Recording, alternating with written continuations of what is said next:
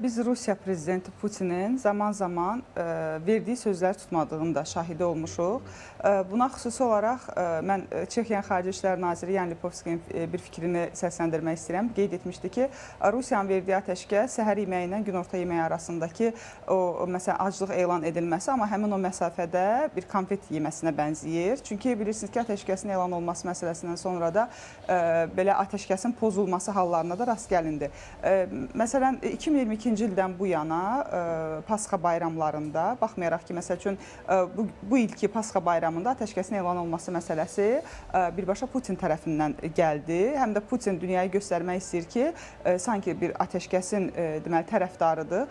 Çünki müəyyən üstünlüyü var onun cəbhədə və hətta Kursk vilayətində baxmayaraq ki, məsəl üçün Amerika Birləşmiş Ştatları prezidenti Trampın da mütləq şəkildə sülh müqaviləsi imzalanmalıdır, atəşkəs olmalıdır ifadəni səsləndirdikdən sonra biz Putinin əskər formasını giyinib, belə deyək də, cəbhənin önünə keçməsini gördük və ondan sonra da Kursk vilayətində ciddi döyüşlər apardığının şahidi olduq ki, o istəyirdi ki, masada problemlərin hər birini, belə deyək, aradan qaldırsın və mövzu predmet olmasın ortada və üstünlük Rusiyanın əlində olsun. Məsələn, Ukrayna prezidenti Volodymyr Zelenski qeyd etmişdi ki, belə deyək də, biz torpaqların itirilməsinə razı deyilik. Sadəcə olaraq o torpaqları müharibə ilə əldə etməyəcəyik. Biz onu danışıqlar yolu ilə həll edəcəyik qeyd etmişdik. Çünki belə qeyd edirik ki, biz keçid etsək, paralellər aparsaq Azərbaycanla bağlı, Azərbaycanla Ermənistan arasındakı münaqişədə biz nəyə şahid olduq? 30 il ərzində atəşkəs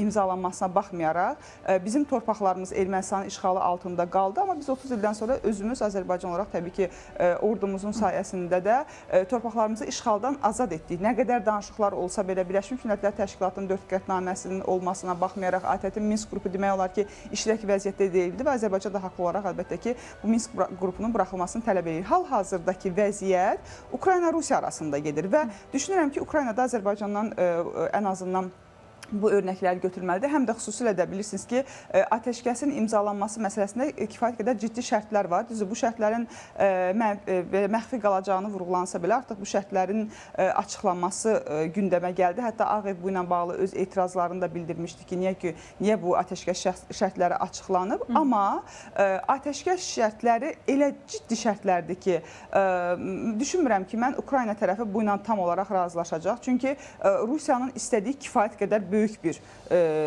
şərtlər var. Həm də Amerika Birləşmiş Ştatlarını bilirsiniz ki, Zaporojyeni neytral zona kimi saxlamasının tərəfdarıdır və nəzarətin, idarəçinin əldə olunması Amerika Birləşmiş Ştatlarına keçməsinin tərəfdarıdır. Bununla da düşünürəm ki, Rusiya razılaşmayacaq. Çünki bu zona həm də Rusiyanın atom elektrik stansiyasından söhbət gedir, Rusiyanın əlindədir. Ona görə də düşünürəm ki, ümumi götürəndə elə bir şərtlər irəli sürülüb ki, bu şərtlər daxilində atəşkəs imzalanmasın və yaxın zamanlarda da hər hansısa bir, ola bilər ki, Rusiya biraz dincəlmək istəyir, yenidən formalaşdırmaq istəyir öz ordusunu. Bilirsiniz ki, kifayət qədər orduda, belə deyək də, narazılıqlar var, onların da artıq tükənmə tərəfləri var. Həm də qeyd etmək lazımdır ki, Ukrayna birazdan sonra üstünlük əldə edəcək. Niyə görə əldə edəcək? Ona görə ki, artıq raketlərin, belə deyək də, istifadəyə verilməsi məsələsi var. Ukrayna çox irəlidədir, demək olar ki, bu istiqamətdə. Dronla istehsalı ilə də bağlı bunu qeyd etmək lazımdır. Ona görə də Rusiya sadəcə olaraq belə bir sizin də qeyd etdiyiniz kimi doğru vurğuladınız, manipulyasiv hərəkəti ola bilər bu istiqamətdə. Ona görə də Amerika Birləşmiş Ştatları istər qərbin olsun. Bilirsiniz ki, hal-hazırda hələ ki Avropa Birliyi də hansısa bir addımlar ata biləcəyi istiqamətində, yəni fikirlər səsləndirməyib bu istiqamətdə, Ukraynanın dəstəklənməsi istiqamətində qeyd etmək lazımdır. Məsələn, amma qeyd etmək lazım ki, Çexiya bu günlərdə Çexiyanın Xarici İşlər Naziri qeyd etmişdi ki, biz sentyabr ayına qədər Ukraynanı silah sursatlarla təmin etməyə davam edəcəyik. Ona görə ümumi götürəndə isə Rusiyanı düşünürəm ki, yenə də o atəşkəs fikirlərinin səsləndirməsi məsələsi manipulyasiyadan başqa bir şey deyil.